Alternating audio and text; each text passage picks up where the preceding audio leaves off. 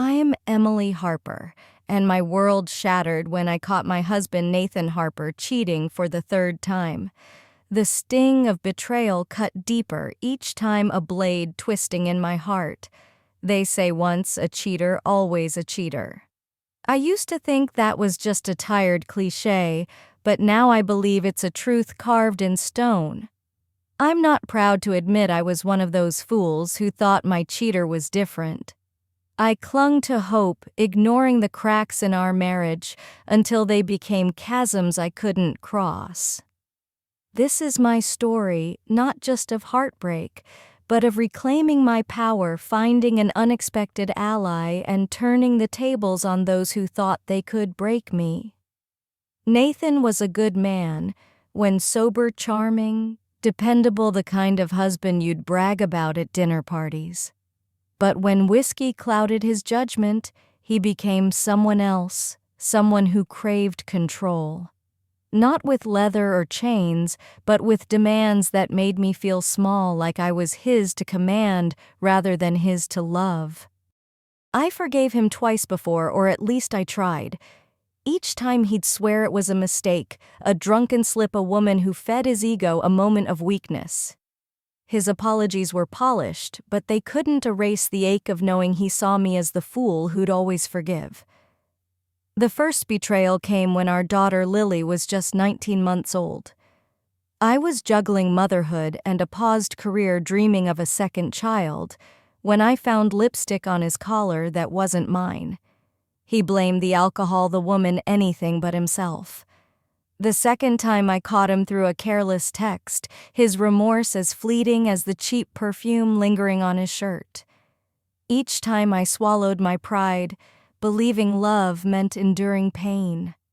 But the third time, that was my breaking point. No more excuses, no more tears. I was done being his victim. I decided to take back my life. I called my old firm in Portland, Oregon, and negotiated my return. They were hesitant. I'd been out of the game for years, sidelined by motherhood. But I struck a deal. I'd enroll in an executive MBA program at a local state university, work on projects via Zoom for a modest salary, and prove myself for a bigger role. It was a lifeline, a chance to rebuild the woman I'd let fade. The MBA classes were grueling, held Tuesdays and Thursdays for 2 years. I found a daycare run by Claire Bennett, a kind woman with a degree in child psychology, who cared for Lily alongside 4 other kids. Leaving my daughter with a stranger broke my heart.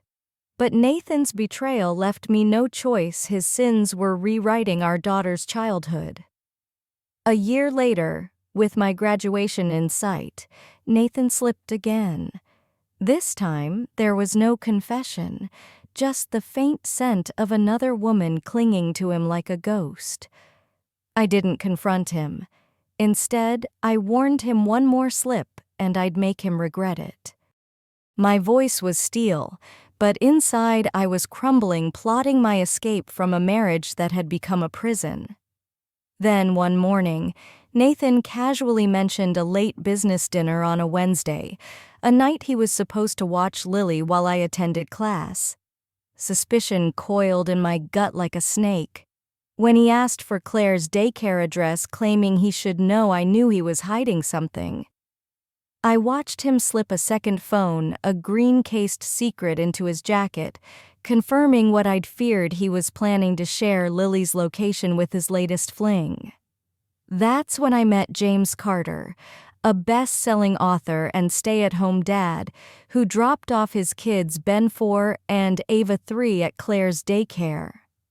Our meeting was a collision of pain and purpose, 2 strangers bound by the betrayal of those we loved. Claire mentioned James's wife Olivia worked with Nathan, and I realized she was his mistress. The truth hit like a slap. Our spouses were entangled, and we were the collateral damage. James was calm, almost too calm, his sharp blue eyes hiding a storm. Unlike me, he didn't rage or crumble. He analyzed as if betrayal was a puzzle to solve. We agreed to meet at his house the next day with Lily, Ben, and Ava to plan our next move. James's home in suburban Portland was warm with a sprawling lawn and a garden bursting with color. It felt like a sanctuary, a stark contrast to the chaos of my heart. As our kids played, we spoke in code, weaving our pain into metaphors about movies and fish to shield the children. Laughter masked our fury, but our eyes betrayed the hurt. I learned Nathan had a second mistress, a woman named Rachel, who reveled in his dominance. The discovery burned, but it sparked an idea, a plan to let Nathan and Olivia destroy themselves. James was a writer, and his latest story about a jealous husband plotting murder gave me the blueprint.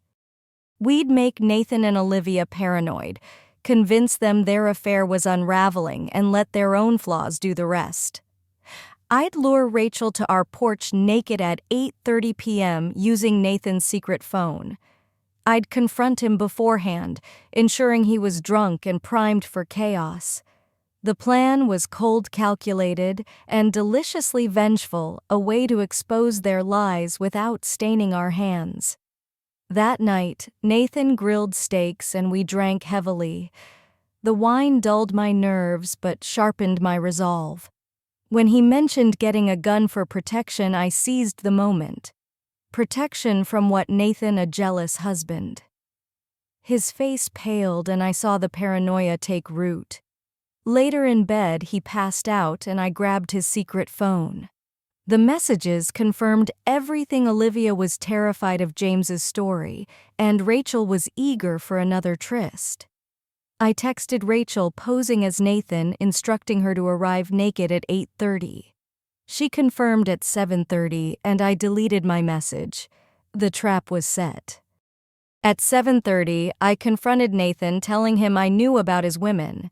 His eyes widened, but the wine dulled his wits.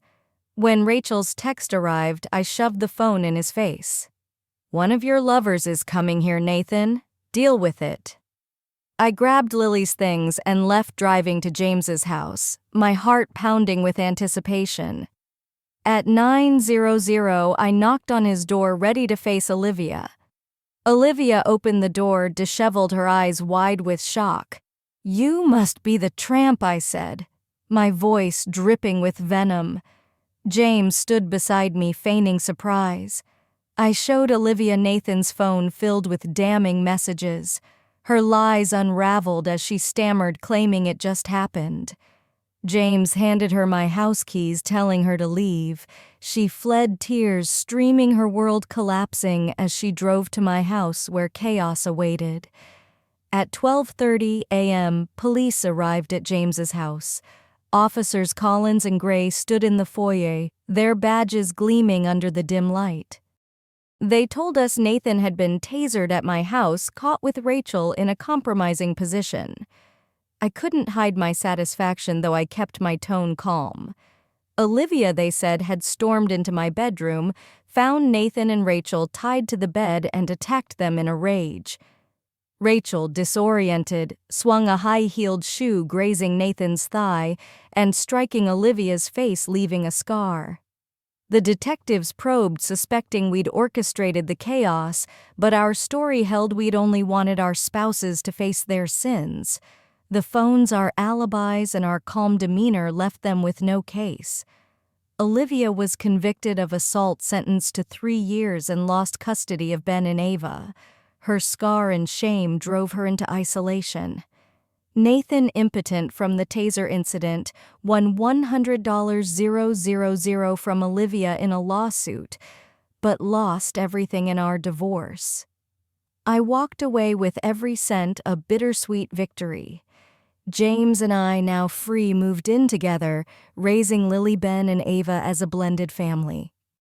Our bond grew not from romance, but from shared survival, a partnership forged in pain. Years later, we welcomed our son Ethan, named after my late father. Our love wasn't a whirlwind. It was a slow burn rooted in trust and mutual strength. I left my high-powered job for a simpler role, choosing family over ambition.